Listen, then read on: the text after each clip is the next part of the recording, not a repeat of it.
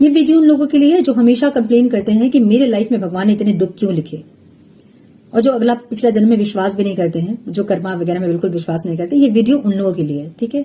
So start करते हैं कि आपकी लाइफ में इतनी तकलीफें क्यों हैं, क्यों है इतनी तकलीफें। क्वेश्चन है, बहुत बड़ा क्वेश्चन है, बहुत इंपॉर्टेंट क्वेश्चन है। सो कुछ लोग ऐसा कहेंगे कि पता नहीं भगवान को क्या दुश्मनी थी हमसे, जो हमारे किस्मत में इतने दुख लिख दिए उन्होंने। और मैं ये सोचती हूँ कि आपने क्या बिगाड़ा होगा भगवान का, जो भगवान ने आपको दुश्मन बना लिया अपना। मतलब आपको दुश्मन बनाकर भगवान ने आपकी किस्मत में इतने दुख लिख दिए। आपने ऐसा तो कुछ किया होगा, बिगाड़ा होगा। ये पॉसिबल है कि आप कर सकते हैं कुछ नहीं कर सकते आप। आसमान में देखे थूकेंगे तो वो आपके मुंह पे गिरेगा। तो ये तो पॉसिबल ही नहीं है कि हम भगवान का कुछ बिगाड़ सके, या भगवान से हम दुश्मनी निभाएं, या भगवान हमसे दुश्मनी निभाए। इतनी तो हमारी हैसियत ही नहीं है, तो ये नहीं हो सकता है, राइट। और क्या हो सकता है? कोई लकी ड्रॉ चल रहा था वहां पे, अंबानी जी का नाम आया तो इनको धनी बनाओ, शाहरुख खान का नाम आया तो इनको स्टार बनाओ, ऐश्वर्या राय का नाम आया तो इनको मिस वर्ल्ड बनाओ। ये पॉसिबल है क्या? चलिए एक दिन के लिए आपको भगवान बना दिया जाए। सपोज आज आप भगवान हैं और आपको लोगों की किस्मत लिखनी है। सो आप किस बेसिस पे लोगों की लाइफ में दुख और सुख को लिखोगे? कोई तो पैरामीटर आपके पास होनी चाहिए जिससे आप ये समझ पाओ कि इनके लाइफ में दुख लिखना है और इनको सुख देना है। कोई पैरामीटर आपके पास होना चाहिए। कौन सा पैरामीटर है वो? थोड़ा सा और सोचते हैं हम। अब आया पास्ट लाइफ, क्योंकि कुछ तो मापदंड चाहिए जिससे हम ये समझ पाए कि इसको दुख देना है, उसको खुशी देनी है।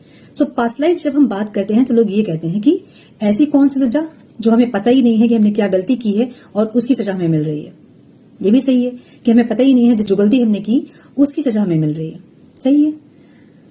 चलिए आपको पता होता कि आपने क्या गलती की है तो क्या होता? मतलब 84 लाख योनियों के बाद हमें मिलता है मनुष्य शरीर, और 84 लाख योनियों की मेमोरीज को आपके माइंड में स्टोर किया गया होता तो क्या होता? ये भी पॉसिबल नहीं है, राइट। इस जन्म की ही कुछ चीजें जिसको हम हैंडल नहीं कर पाते हैं और हम डिप्रेशन में चल जाते हैं, हम एंशियस हो जाते हैं। 84 लाख योनियों की मेमोरीज अगर स्टोर होती हम में तो हम नॉर्मल नहीं होते। तो ये भी पॉसिबल नहीं है। अब क्या पॉसिबल है? अब ये पॉसिबल है कि भगवान हर एक के पास जाएं और ये कहें कि बच्चे तुमने ये गलती किया था, इसको रिलीज करो। ये पॉसिबल है? ये भी पॉसिबल नहीं है। तो अब पॉसिबल क्या है? क्यों आपके लाइफ में तकलीफें हैं? कहां से आई तकलीफें ये?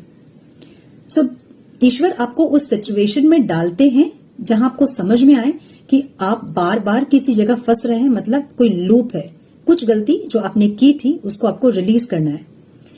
इस लूप से निकलने का डोर, एग्जिट डोर आपको खोजना है। जैसे ही एग्जिट डोर आप खोजते हो आप उस लूप से निकल जाते हो। सो या तो एग्जिट डोर खोजे या तो सिर्फ कंप्लेन करें।